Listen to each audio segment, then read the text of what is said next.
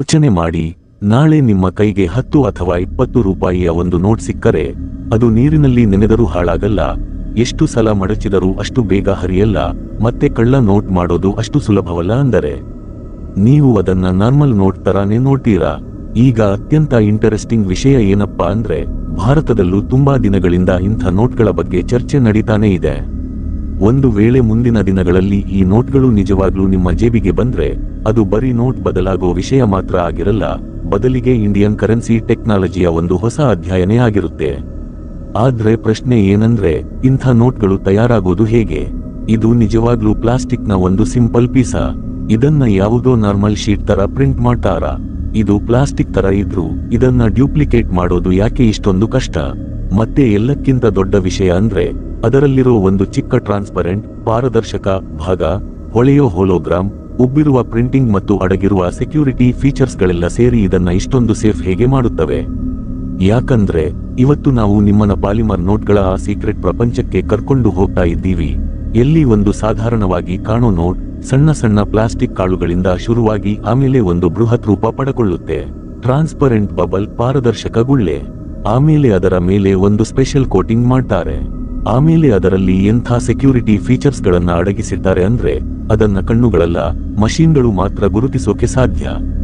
ಕೊನೆಗೆ ಅದೇ ಶೀಟ್ ಒಂದು ಎಂಥ ಕರೆನ್ಸಿ ಆಗಿ ಬದಲಾಗುತ್ತೆ ಅಂದ್ರೆ ಜನ ಅದನ್ನ ಬರೀ ಖರ್ಚು ಮಾಡೋದು ಅಷ್ಟೇ ಅಲ್ಲ, ಒಂದು ನಂಬಿಕೆಯ ತರ ತಮ್ಮ ಹತ್ತಿರ ಇಟ್ಕೊಳ್ತಾರೆ. ಹಾಗಾದ್ರೆ ಬನ್ನಿ, ಪಾಲಿಮರ್ ನೋಟ್ಗಳ ಪೂರ್ತಿ ನಿಜ ಏನೆಂಬುದನ್ನ ಒಳಗಿನಿಂದ ತಿಳಿದುಕೊಳ್ಳೋಣ. ಎಲ್ಲಕ್ಕಿಂತ ಮುಂಚೆ ಒಂದು ದೊಡ್ಡ ತಪ್ಪು ಕಲ್ಪನೆಯನ್ನ ಕ್ಲಿಯರ್ ಮಾಡ್ಕೊಂಡು ಬಿಡೋಣ. ಪಾಲಿಮರ್ ನೋಟ್ ಅಂದ ತಕ್ಷಣ ಅದನ್ನ ನೀರಿನ ಬಾಟಲಿ, ಪ್ಲಾಸ್ಟಿಕ್ ಡಬ್ಬಿ ಅಥವಾ ATM ಕಾರ್ಡ್ ತರ ಇರೋ ಮಾಮೂಲಿ ಪ್ಲಾಸ್ಟಿಕ್ ನಿಂದ ಮಾಡ್ತಾರೆ ಅಂತ ಅಲ್ಲ. ನಿಜ ಹೇಳ್ಬೇಕಂದ್ರೆ ಇದು ಒಂದು ಇಂಜಿನಿಯರ್ಡ್ ಮೆಟೀರಿಯಲ್. ಇದನ್ನ ಕರೆನ್ಸಿಗಾಗಿಯೇ ಸ್ಪೆಷಲ್ ಆಗಿ ಡಿಸೈನ್ ಮಾಡಲಾಗಿರುತ್ತೆ. ಇದರ ಬೇಸ್ ಫಿಲ್ಮ್ ಅನ್ನ ಬಾಬ್ ಫಿಲ್ಮ್ ಅಂತ ಕರೀತಾರೆ, ಅಂದ್ರೆ ಬೈಆಕ್ಸಿಯಲಿ ಓರಿಯೆಂಟೆಡ್ ಪಾಲಿಪ್ರಾಪಿಲಿನ್. ಸರಳ ಭಾಷೆಯಲ್ಲಿ ಹೇಳ್ಬೇಕಂದ್ರೆ ಇದು ಪಾಲಿಪ್ರಾಪಿಲಿನ್ ನ ಒಂದು ಸ್ಪೆಷಲ್ ಫಿಲ್ಮ್ ಆಗಿದ್ದು, ಇದನ್ನ 2 ಬೇರೆ ಬೇರೆ ದಿಕ್ಕುಗಳಲ್ಲಿ ಎಳೆದು ಗಟ್ಟಿ ಮಾಡಲಾಗಿರುತ್ತೆ. ಇದೇ ಪ್ರಾಸೆಸ್ ಅದನ್ನ ತುಂಬಾ ಲೈಟ್ ವೇಟ್, ಫ್ಲೆಕ್ಸಿಬಲ್ ಮತ್ತು ಬಾಳಿಕೆ ಬರೋ ತರ ಮಾಡುತ್ತೆ.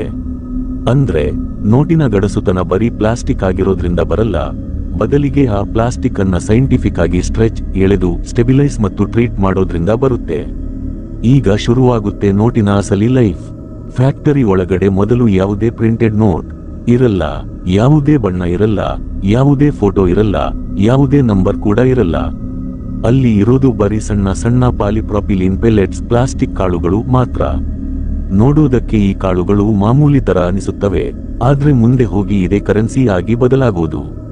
ಈ ಪೆಲೆಟ್ಸ್ ಗಳನ್ನ ದೊಡ್ಡ ದೊಡ್ಡ ಸ್ಟೋರೇಜ್ ಸೈಲೋಸ್ ಗಳಲ್ಲಿ ಇಡಲಾಗಿರುತ್ತೆ. ಆಮೇಲೆ ಕನ್ವೇಯರ್ ಸಿಸ್ಟಮ್ಸ್ ಇವುಗಳನ್ನ ಎಕ್ಸ್ಟ್ರೂಡರ್ ಅನ್ನೋ ಒಂದು ಪವರ್ಫುಲ್ ಮಷೀನ್ ಹತ್ತಿರ ತಲುಪಿಸುತ್ತೆ. ಎಕ್ಸ್ಟ್ರೂಡರ್ ಒಳಗಡೆ ಇರೋ ಒಂದು ಉದ್ದನೆಯ ರೋಟೇಟಿಂಗ್ ಸ್ಕ್ರೂ ಈ ಕಾಳುಗಳನ್ನ ಮುಂದಕ್ಕೆ ತಳ್ಳುತ್ತೆ. ಇದರ ಜೊತೆಗೆ ಹೀಟರ್ ಜೋನ್ಗಳು ಇವುಗಳನ್ನ ಮೆಲ್ಲಗೆ ಬಿಸಿ ಮಾಡ್ತಾ ಹೋಗ್ತವೆ.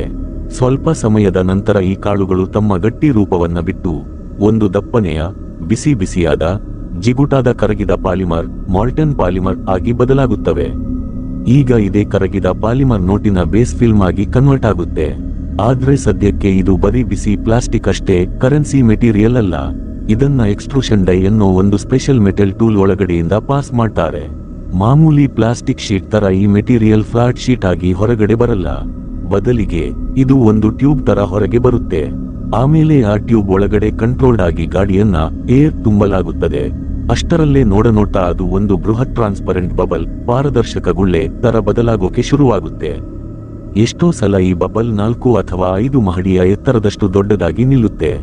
ದೂರದಿಂದ ನೋಡಿದ್ರೆ ಇದು ಒಂದು ದೊಡ್ಡ ಗಾಜಿನ ಸಿಲಿಂಡರ್ ತರ ಕಾಣಿಸುತ್ತೆ, ಆದ್ರೆ ನಿಜ ಹೇಳಬೇಕಂದ್ರೆ ಇದೇ ಫ್ಯೂಚರ್ ಕರೆನ್ಸಿಯ ಅಡಿಪಾಯ. ಈಗ ಬರುತ್ತೆ ಬಾಬ್ಯ ಅತ್ಯಂತ ಇಂಪಾರ್ಟೆಂಟ್ ಮ್ಯಾಜಿಕ್, ಬೈಆಕ್ಸಿಯಲ್ ಓರಿಯೆಂಟೇಶನ್. ಈ ಟ್ರಾನ್ಸ್ಪರೆಂಟ್ ಬಬಲ್ ಅನ್ನು ಬರೀ ಉಬ್ಬಿಸೋದು ಅಷ್ಟೇ ಅಲ್ಲ, ತುಂಬಾ ಕೇರ್ಫುಲ್ ಆಗಿ 2 ದಿಕ್ಕುಗಳಲ್ಲಿ ಎಳೆಯಲಾಗುತ್ತದೆ, ಸ್ಟ್ರೆಚ್ ಮಾಡ್ತಾರೆ. ಒಂದು ಉದ್ದದ ಕಡೆಗೆ, ಇನ್ನೊಂದು ಅಗಲದ ಕಡೆಗೆ. ಯಾವಾಗ ಪಾಲಿಪ್ರಾಪಿಲಿನ್ ಫಿಲ್ಮ್ ಅನ್ನು ಈ ತರ ಎಳೆಯಲಾಗುತ್ತದೆಯೋ ಆಗ ಅದರ ಒಳಗಿರೋ ಮಾಲಿಕ್ಯೂಲ್ಸ್, ಅಣುಗಳು ಇನ್ನೂ ಚೆನ್ನಾಗಿ ಆರ್ಗನೈಸ್ಡ್ ಆಗಿ ಸೆಟ್ ಆಗ್ತವೆ. ಇದೇ ಕಾರಣಕ್ಕೆ ಫೈನಲ್ ಆಗಿ ಬರೋ ಫಿಲ್ಮ್ ಮಾಮೂಲಿ ಪ್ಲಾಸ್ಟಿಕ್ ಗಿಂತ ತುಂಬಾ ಟಫ್ ಆಗಿ, ಅಷ್ಟು ಬೇಗ ಹರಿಯದ ತರ ಮತ್ತು ಸ್ಟೇಬಲ್ ಆಗಿ ತಯಾರಾಗುತ್ತೆ. ಅಂದ್ರೆ ಪಾಲಿಮರ್ ನೋಟಿನ ತಾಕತ್ತು ಅದರ ಮಾಲಿಕ್ಯುಲರ್ ಅಲೈನ್ಮೆಂಟ್ ನಿಂದ ಬರುತ್ತೆ. ಆದ್ರೆ ಇಷ್ಟೆಲ್ಲ ಆದ್ರೂ ಈಗ ಸದ್ಯಕ್ಕೆ ತಯಾರಾಗಿರೋ ಫಿಲ್ಮ್ ಪೂರ್ತಿಯಾಗಿ ಟ್ರಾನ್ಸ್ಪರೆಂಟ್, ಪಾರದರ್ಶಕ ಆಗಿರುತ್ತೆ. ಈಗಿರೋ ಪ್ರಶ್ನೆ ಏನಂದ್ರೆ, ಪೂರ್ತಿ ಟ್ರಾನ್ಸ್ಪರೆಂಟ್ ಆಗಿರೋ ನೋಟನ್ನ ಮಾರ್ಕೆಟ್ನಲ್ಲಿ ಹೇಗೆ ಚಲಾವಣೆ ಮಾಡೋದು? ಅದಕ್ಕಾಗಿಯೇ ಈ ಫಿಲ್ಮ್ ಅನ್ನು ಕೋಟಿಂಗ್ ಸೆಕ್ಷನ್ಗೆ ಕಳುಹಿಸಲಾಗುತ್ತೆ. ಇಲ್ಲಿ ಅದರ ಮೇಲೆ ಒಂದು ಸ್ಪೆಷಲ್ ಆಪಿಸಿಫೈಯಿಂಗ್ ಕೋಟಿಂಗ್ ಅಪಾರದರ್ಶಕ ಲೇಪನ ಮಾಡ್ತಾರೆ. ಇದರ ಕೆಲಸ ಏನಪ್ಪಾ ಅಂದ್ರೆ, ಟ್ರಾನ್ಸ್ಪರೆಂಟ್ ಫಿಲ್ಮ್ ಅನ್ನು ಬಿಳಿ ಮತ್ತು ಅಪಾರದರ್ಶಕವಾಗಿ ಮಾಡೋದು. ಇದರಿಂದ ಕರೆನ್ಸಿ ಡಿಸೈನ್ ಅದರ ಮೇಲೆ ಸರಿಯಾಗಿ ಪ್ರಿಂಟ್ ಆಗೋಕೆ ಸಾಧ್ಯವಾಗುತ್ತೆ. ಆದ್ರೆ ಇಂಜಿನಿಯರ್ಸ್ ಇಡೀ ನೋಟಿನ ಮೇಲ್ಮೈಯನ್ನು ಕವರ್ ಮಾಡಲ್ಲ. ಕೆಲವು ಭಾಗಗಳನ್ನ ಬೇಕಂತಲೇ ಟ್ರಾನ್ಸ್ಪರೆಂಟ್ ಆಗಿ ಹಾಗೆ ಬಿಡ್ತಾರೆ. ಇದೇ ಭಾಗ ಮುಂದೆ ಹೋಗಿ ಟ್ರಾನ್ಸ್ಪರೆಂಟ್ ಸೆಕ್ಯೂರಿಟಿ ವಿಂಡೋ ಆಗಿ ಬದಲಾಗುತ್ತೆ. ಇದು ಪಾಲಿಮರ್ ನೋಟ್ಗಳ ಪವರ್ಫುಲ್ ಐಡೆಂಟಿಟಿ ಗುರುತು. ಇನ್ನು ಇಲ್ಲಿಂದನೇ ಸೆಕ್ಯೂರಿಟಿ ಪ್ರಪಂಚ ಶುರುವಾಗುವುದು. ತುಂಬಾ ಜನ ಅಂದ್ಕೊಳ್ತಾರೆ ನೋಟಿನ ಸೆಕ್ಯೂರಿಟಿ ಫೀಚರ್ಸ್ ಪ್ರಿಂಟಿಂಗ್ ಆದ್ಮೇಲೆ ಬರುತ್ತೆ ಅಂತ. ಆದ್ರೆ ಪಾಲಿಮರ್ ನೋಟ್ನಲ್ಲಿ ಎಷ್ಟೋ ಫೀಚರ್ಸ್ ಗಳನ್ನ ಪ್ರಿಂಟಿಂಗ್ ಶುರುವಾಗೋ ಮುಂಚೆನೆ ರೆಡಿ ಮಾಡಲಾಗಿರುತ್ತೆ. ಕೆಲವು ಹಿಡನ್ ಟ್ಯಾಗ್ಗಳು, ಕೋವರ್ಟ್ ಫೀಚರ್ಸ್ ಎಂಥ ಇರ್ತವೆ ಅಂದ್ರೆ ಅದನ್ನ ಮಾಮೂಲಿ ಮನುಷ್ಯರು ನೋಡೋಕೆ ಆಗಲ್ಲ. ಆದ್ರೆ ಡಿಟೆಕ್ಷನ್ ಮಷೀನ್ಗಳು ಅದನ್ನ ಆರಾಮಾಗಿ ಪತ್ತೆ ಹಚ್ಚುತ್ತವೆ. ಇನ್ನು ಕೆಲವು holographic files, micro optic elements ಮತ್ತು ಟ್ರಾನ್ಸ್ಪರೆಂಟ್ ವಿಂಡೋ ಡಿಸೈನ್ಗಳನ್ನ ನಾರ್ಮಲ್ ಸ್ಕ್ಯಾನರ್ ಅಥವಾ ಪ್ರಿಂಟರ್ ಬಳಸಿ ಕಾಪಿ ಮಾಡೋದು ಅಸಾಧ್ಯವಾದ ಮಾತು. ಅಂದ್ರೆ ಕಳ್ಳ ನೋಟ್ ಮಾಡೋನು ಬರೀ ಹೊರಗಿನ ಕಲರ್ ನೋಡಿ ಕಾಪಿ ಮಾಡೋಕೆ ಹೋದ್ರೆ ಅವನು ಸ್ಟಾರ್ಟಿಂಗ್ ನಲ್ಲೇ ಫೇಲ್ ಆಗ್ತಾನೆ. ಯಾಕಂದ್ರೆ ಅಸಲಿ ಪ್ರೊಟೆಕ್ಷನ್ ನೋಟಿನ ಒಳಗಿನ ಸ್ಟ್ರಕ್ಚರ್ ನಲ್ಲೇ ಅಡಗಿರುತ್ತೆ. ಈಗ ಕೋಟಿಂಗ್ ಆಗಿರೋ polymer substrate sheet printing press ಹತ್ತಿರ ತಲುಪುತ್ತೆ. ಎಲ್ಲಕ್ಕಿಂತ ಮೊದಲು ಬರೋದು ಆಫ್ಸೆಟ್ ಪ್ರಿಂಟಿಂಗ್. ಇದೇ ಆ ಸ್ಟೇಜ್. ಎಲ್ಲೇ ನೋಟಿನ ಮೇಲೆ first time colours, background patterns ಮತ್ತು ಕಾಂಪ್ಲೆಕ್ಸ್ ಡಿಸೈನ್ಗಳು ಕಾಣಿಸಿಕೊಳ್ಳೋಕೆ ಶುರುವಾಗುವುದು. ಈ ಆಫ್ಸೆಟ್ ಪ್ರಿಂಟಿಂಗ್ ತುಂಬಾ ಪ್ರೆಸಿಷನ್, ನಿಖರತೆ ಜೊತೆ ಸಣ್ಣ ಸಣ್ಣ ಲೈನ್ಸ್, ಮಲ್ಟಿ ಕಲರ್ ಬ್ಯಾಕ್ಗ್ರೌಂಡ್ಸ್ ಮತ್ತು ಗಿಲಿಯೋಶ್ ಪ್ಯಾಟರ್ನ್ಸ್ ಗಳನ್ನ ರೆಡಿ ಮಾಡುತ್ತೆ. ಗಿಲಿಯೋಶ್ ಪ್ಯಾಟರ್ನ್ ಅಂದ್ರೆ ನೋಟಿನ ಮೇಲೆ ಇರುವ ಕಷ್ಟವಾದ ಅಂಕುಡೊಂಕಾದ ಲೈನ್ಗಳು. ಬ್ಯಾಂಕ್ ನೋಟ್ಗಳ ಮೇಲೆ ಕಾಣಿಸ್ತವಲ್ಲ ಇವು ಬರೀ ಅಂದಕ್ಕೋಸ್ಕರ ಇರಲ್ಲ. ಇವುಗಳ ಅಸಲಿ ಕೆಲಸ ಏನಪ್ಪಾ ಅಂದ್ರೆ ಕಳ್ಳ ನೋಟ್ ಮಾಡೋದನ್ನ ಕಷ್ಟ ಮಾಡೋದು. ಯಾಕಂದ್ರೆ ಸಿಂಪಲ್ ಡಿಸೈನ್ ಇದ್ರೆ ಈಸಿಯಾಗಿ ಕಾಪಿ ಮಾಡಬಹುದು. ಆದ್ರೆ ಇಂಥ ಸಣ್ಣ ಸಣ್ಣ ಕರ್ವ್ಸ್, ಕಲರ್ಸ್ ಮತ್ತು ಲೇಯರ್ಡ್ ಪ್ಯಾಟರ್ನ್ಸ್ ಗಳನ್ನ ಡಿಟ್ಟೋ ಕಾಪಿ ಮಾಡೋದು ತುಂಬಾನೇ ಕಷ್ಟ. ಈಗ ನೋಟ್ ನೋಡೋದಕ್ಕೆ ಕರೆನ್ಸಿ ತರಾನೇ ಕಾಣೋಕೆ ಶುರುವಾಗುತ್ತೆ. ಆದ್ರೆ ಇನ್ನು ಅದಕ್ಕೆ ಮುಟ್ಟಿ ನೋಡಿದ್ರೆ ಗೊತ್ತಾಗೋ ಆ ಫೀಲ್ ಟಚ್ ಬಂದಿರಲ್ಲ. ಅದಕ್ಕೋಸ್ಕರ ಬರುತ್ತೆ ಇಂಟಾಗ್ಲಿಯೋ ಪ್ರಿಂಟಿಂಗ್.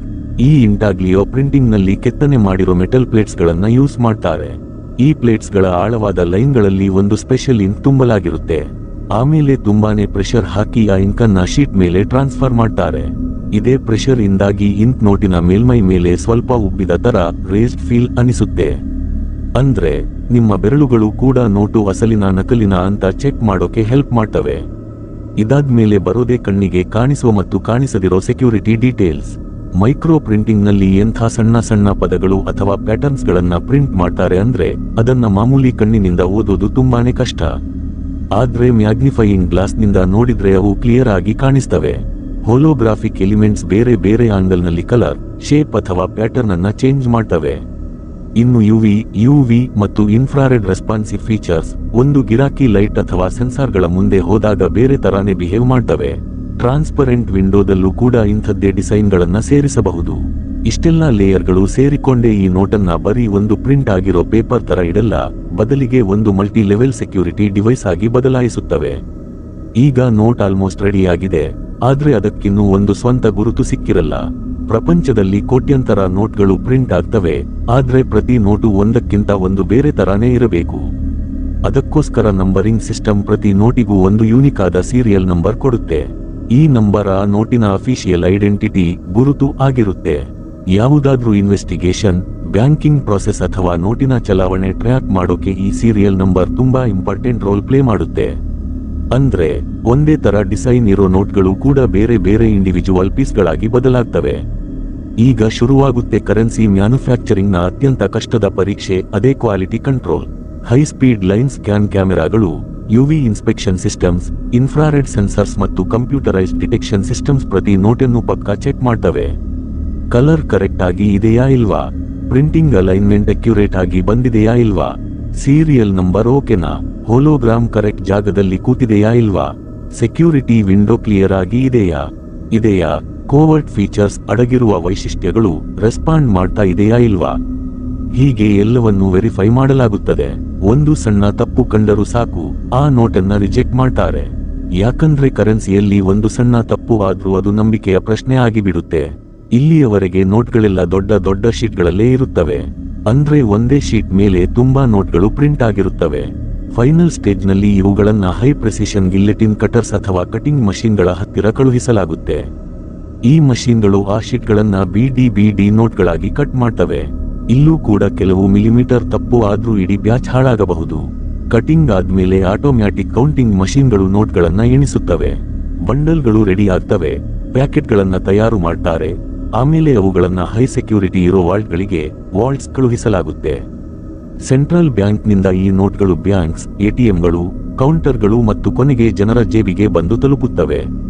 ಅಂದ್ರೆ ನಿಮ್ಮ ಕೈಗೆ ಬರೋಕ್ಕೂ ಮುಂಚೆ ಒಂದು ನೋಟ್ ಎಷ್ಟೊಂದು ಸೇಫ್ ಜರ್ನಿ ಮುಗಿಸಿಕೊಂಡು ಬಂದಿರುತ್ತೆ ಯೋಚನೆ ಮಾಡಿ. ಈಗ ಪ್ರಶ್ನೆ ಏನಂದ್ರೆ, ಈ ಪಾಲಿಮರ್ ನೋಟ್ ಹಳೆಯದಾದ್ರೆ ಆಮೇಲೆ ಅದನ್ನ ಏನು ಮಾಡ್ತಾರೆ? ಪ್ರತಿ ಕರೆನ್ಸಿ ನೋಟಿಗೂ ಇಂತಿಷ್ಟೇ ಅಂತ ಆಯಸ್ಸು ಏಜ್ ಇರುತ್ತೆ. ಸಮಯ ಕಳೆದ ಹಾಗೆ ನೋಟ್ ಹಳೆಯದಾಗಬಹುದು, ಡ್ಯಾಮೇಜ್ ಆಗಬಹುದು ಅಥವಾ ಚಲಾವಣೆಗೆ ಅನ್ಫಿಟ್ ಆಗಬಹುದು. ಪಾಲಿಮರ್ ನೋಟ್ಗಳು ಸಾಮಾನ್ಯವಾಗಿ ಪೇಪರ್ ನೋಟ್ಗಳಿಗಿಂತ ಹೆಚ್ಚು ಬಾಳಿಕೆ ಬರುತ್ತವೆ, ಡ್ಯೂರೇಬಲ್ ಅಂತ ನಂಬಲಾಗುತ್ತೆ. ಆದ್ರೆ ಯಾವಾಗ ಅವು ಯೂಸ್ ಮಾಡೋಕೆ ಯೋಗ್ಯವಾಗಿರಲ್ವೋ ಆಗ ಅವುಗಳನ್ನ ಚಲಾವಣೆಯಿಂದ ಹೊರಗೆ ಹಾಕಲಾಗುತ್ತದೆ. ಮೊದಲು ಅವುಗಳನ್ನ ಶ್ರೆಡ್ ಮಾಡಬಹುದು, ಅಂದ್ರೆ ಸಣ್ಣ ಸಣ್ಣ ಚೂರುಗಳಾಗಿ ಕಟ್ ಮಾಡ್ತಾರೆ. ಎಷ್ಟೋ ಕಡೆ ಹಳೆ ಪಾಲಿಮರ್ ನೋಟ್ಗಳನ್ನ ರಿಸೈಕಲ್ ಮಾಡಿ ಬೇರೆ ಪ್ಲಾಸ್ಟಿಕ್ ಪ್ರಾಡಕ್ಟ್ಗಳಾಗಿ ಬದಲಾಯಿಸುತ್ತಾರೆ. ಅಂದ್ರೆ ನೋಟಿನ ಲೈಫ್ ಬರೀ ಕರೆನ್ಸಿಯಾಗಿ ಅಷ್ಟೇ ಮುಗಿಯಲ್ಲ. ಈಗ ನಮ್ಮ ಇಂಡಿಯಾದ ವಿಷಯಕ್ಕೆ ಬರೋಣ. ಭಾರತದಲ್ಲಿ ಪಾಲಿಮರ್ ನೋಟ್ಗಳ ಬಗ್ಗೆ ಆಗಾಗ ಚರ್ಚೆಗಳು ಮತ್ತು ಟೆಸ್ಟಿಂಗ್ ನಡೀತಾನೆ ಇರುತ್ತೆ. ಸಣ್ಣ ಮುಖಬೆಲೆಯ ಚಿಕ್ಕ ಅಮೌಂಟ್ನ ನೋಟ್ಗಳು ಮಾರ್ಕೆಟ್ನಲ್ಲಿ ಜಾಸ್ತಿ ಚಲಾವಣೆಯಲ್ಲಿ ಇರುತ್ತವೆ. ಎಷ್ಟೋ ಜನರ ಕೈ ಬದಲಾಗುತ್ತವೆ, ಅದಕ್ಕೆ ಅವು ಬೇಗ ಕೊಳೆಯಾಗ್ತವೆ ಮತ್ತು ಹಾಳಾಗ್ತವೆ. ಈ ಜಾಗದಲ್ಲಿ ಪಾಲಿಮರ್ ನೋಟ್ಗಳು ಬಂದ್ರೆ ಇನ್ನೂ ಜಾಸ್ತಿ ದಿನ ಬಾಳಿಕೆ ಬರುತ್ತವೆ, ತೇವಾಂಶ ಅಥವಾ ನೀರನ್ನ ಆರಾಮಾಗಿ ತಡೆದುಕೊಳ್ಳುತ್ತವೆ ಮತ್ತು ಅದರಲ್ಲಿ ಅಡ್ವಾನ್ಸ್ ಸೆಕ್ಯೂರಿಟಿ ಫೀಚರ್ಸ್ಗಳನ್ನ ಕೂಡ ಸೇರಿಸಬಹುದು. ಆದ್ರೆ ಕರೆನ್ಸಿಯನ್ನ ಬದಲಾಯಿಸೋದು ಬರೀ ಪ್ರಿಂಟಿಂಗ್ ಮಾಡೋ ಅಷ್ಟು ಸುಲಭದ ನಿರ್ಧಾರ ಅಲ್ಲ. ಇದರಲ್ಲಿ ಅದರ ಖರ್ಚು, ಕಾಸ್ಟ್, ವಾತಾವರಣ, ಕ್ಲೈಮೇಟ್, ಎಟಿಎಂಗಳು, ಬ್ಯಾಂಕಿಂಗ್ ಸಿಸ್ಟಮ್ಸ್, ಸೆಕ್ಯೂರಿಟಿ ಪಾಲಿಸಿ ಮತ್ತು ಚಲಾವಣೆಯಂತಹ ದೊಡ್ಡ ಫ್ಯಾಕ್ಟರ್ಸ್ಗಳು ಸೇರಿರುತ್ತವೆ. ಅದಕ್ಕಾಗಿಯೇ ಫೈನಲ್ ಆಗಿ ಇದನ್ನ ಮಾರ್ಕೆಟ್ಗೆ ತರೋ ಮುಂಚೆ ತುಂಬಾ ಕೇರ್ಫುಲ್ ಆಗಿ ಪ್ಲಾನ್ ಮಾಡಬೇಕಾಗುತ್ತೆ. ಗಮನಿಸಬೇಕಾದ ವಿಷಯ ಏನಪ್ಪಾ ಅಂದ್ರೆ, ಪಾಲಿಮರ್ ನೋಟ್ ಜಾಸ್ತಿ ದಿನ ಬಾಳಿಕೆ ಬರೋದು ನಿಜನೇ ಇರಬಹುದು, ಆದ್ರೆ ಅದನ್ನ ಡಿಸೈನ್ ಮಾಡೋದು ಅಷ್ಟು ಸುಲಭವಲ್ಲ. ಅದರ ದಪ್ಪ, ಥಿಕ್ನೆಸ್, ಫ್ಲೆಕ್ಸಿಬಿಲಿಟಿ, ಇಂಕ್ ಕರೆಕ್ಟ್ ಆಗಿ ಅಂಟಿಕೊಳ್ಳೋದು, ಮಷೀನ್ಗಳು ಅದನ್ನ ಸರಿಯಾಗಿ ರೀಡ್ ಮಾಡೋದು ಮತ್ತು ಜನ ಅದನ್ನ ಹೇಗೆ ಹ್ಯಾಂಡಲ್ ಮಾಡ್ತಾರೆ ಅನ್ನೋ ಎಲ್ಲ ವಿಷಯಗಳನ್ನ ಟೆಸ್ಟ್ ಮಾಡಬೇಕಾಗುತ್ತೆ. ಒಂದು ವೇಳೆ ಮೆಟೀರಿಯಲ್ ತುಂಬಾ ಜಾರುವ ತರ ಇದ್ರೆ, ಪ್ರಿಂಟಿಂಗ್ ಸರಿಯಾಗಿ ಕೂರದೆ ಹೋದ್ರೆ ಅಥವಾ ಮಷೀನ್ ಕೌಂಟಿಂಗ್ ಮಾಡುವಾಗ ತಪ್ಪಾಗಿ ಲೆಕ್ಕ ತಗೊಂಡ್ರೆ ಇಡೀ ಸಿಸ್ಟಮ್ನಲ್ಲೇ ಪ್ರಾಬ್ಲಮ್ ಬರಬಹುದು. ಅದಕ್ಕಾಗಿಯೇ ಕರೆನ್ಸಿ ಟೆಕ್ನಾಲಜಿಯಲ್ಲಿ ತಗೊಳ್ಳೋ ಪ್ರತಿಯೊಂದು ಸಣ್ಣ ನಿರ್ಧಾರ ಕೂಡ ಜನರ ನಂಬಿಕೆಗೆ ಕನೆಕ್ಟ್ ಆಗಿರುತ್ತೆ, ಮತ್ತೆ ಇದೇ ವಿಷಯ ಅದನ್ನ ತುಂಬಾ ಸ್ಪೆಷಲ್ ಮಾಡುತ್ತೆ. ಹಾಗಾದ್ರೆ ಸ್ನೇಹಿತರೆ, ಇಷ್ಟೊತ್ತಿಗೆ ನಿಮಗೆ ಅರ್ಥ ಆಗಿರಬಹುದು, ಪಾಲಿಮರ್ ನೋಟ್ ಅಂದ್ರೆ ಬರೀ ಒಂದು ಪ್ಲಾಸ್ಟಿಕ್ ಪೀಸ್ ಅಲ್ಲ ಅಂತ. ಇದು ಸಣ್ಣ ಪಾಲಿಪ್ರಾಪಿಲಿನ್ ಪೆಲೆಟ್ಸ್ ನಿಂದ ಶುರುವಾಗಿ ಕರಗಿದ ಪಾಲಿಮರ್ ಆಗಿ ಬದಲಾಗುತ್ತೆ. ಆಮೇಲೆ ಜೈಂಟ್ ಬಬಲ್ ಪ್ರೊಸೆಸ್ ಒಳಗಡೆಯಿಂದ ಪಾಸ್ ಆಗುತ್ತೆ. ಎರಡು ದಿಕ್ಕುಗಳಲ್ಲಿ ಎಳೆದು ಬಾಬ್ ಫಿಲ್ಮ್ ಮಾಡ್ತಾರೆ. ಕೋಟಿಂಗ್ ಮಾಡಿದ್ಮೇಲೆ ಅದಕ್ಕೊಂದು ನೋಟಿನ ತರ ಬೇಸ್ ಸಿಗುತ್ತೆ. ಟ್ರಾನ್ಸ್ಪರೆಂಟ್ ವಿಂಡೋ ಇಂದ ಅದಕ್ಕೆ ಸೆಕ್ಯೂರಿಟಿ ಸಿಗುತ್ತೆ. ಆಫ್ಸೆಟ್ ಪ್ರಿಂಟಿಂಗ್ ಇಂದ ಡಿಸೈನ್ ಸಿಗುತ್ತೆ. ಇಂಟಾಗ್ಲಿಯೋ ಪ್ರಿಂಟಿಂಗ್ ಇಂದ ಮುಟ್ಟಿ ನೋಡೋ ಆ ಫೀಲ್ ಸಿಗುತ್ತೆ. ಸೀರಿಯಲ್ ನಂಬರ್ ಇಂದ ಒಂದು ಯೂನಿಕ್ ಐಡೆಂಟಿಟಿ ಸಿಗುತ್ತೆ ಮತ್ತು ಸ್ಟ್ರಿಕ್ಟ್ ಆದ ಮಷೀನ್ ಇನ್ಸ್ಪೆಕ್ಷನ್ ಆದ್ಮೇಲೆನೆ ಅದು ಚಲಾವಣೆಗೆ ಹೊರಗಡೆ ಬರುತ್ತೆ. ಮುಂದಿನ ಸಲ ನಿಮ್ಮ ಕೈಗೆ ಯಾವುದಾದ್ರೂ ನೋಟ್ ಬಂದ್ರೆ ಅದನ್ನ ಬರೀ ಖರ್ಚು ಮಾಡೋ ವಸ್ತು ಅಂತ ಅನ್ಕೋಬೇಡಿ. ಅದರ ಹಿಂದೆ material science, pressure, precision printing, optical security, machine vision, central banking ಮತ್ತು ಜನರ ನಂಬಿಕೆಯ ಒಂದು ಇಡೀ ಕಥೆನೇ ಅಡಗಿರುತ್ತೆ. ಪಾಲಿಮರ್ ನೋಟ್ ಇರಲಿ ಅಥವಾ ಪೇಪರ್ ನೋಟ್ ಇರಲಿ, ಅಸಲಿ ವ್ಯಾಲ್ಯೂ ಬರೀ ಆ ಮೆಟೀರಿಯಲ್ನಲ್ಲಿ ಇರಲ್ಲ, ಬದಲಿಗೆ ಆ ನೋಟನ್ನ ಎಲ್ಲರೂ ನಂಬಬಹುದು ಅಂತ ಹೇಳೋ ಆ ಸಿಸ್ಟಮ್ನಲ್ಲಿ ಇರುತ್ತೆ. ಇದೇ ಕಾರಣಕ್ಕೆ ಒಂದು ಚಿಕ್ಕ ನೋಟ್ ನಿಜ ಹೇಳ್ಬೇಕಂದ್ರೆ ಇಂಜಿನಿಯರಿಂಗ್, ಸೆಕ್ಯೂರಿಟಿ ಮತ್ತು ಎಕಾನಮಿಯ ಒಂದು ನಡೀತಾ ಇರೋ ಸಿಂಬಲ್, ಸಂಕೇತ ತರ ಇರುತ್ತೆ.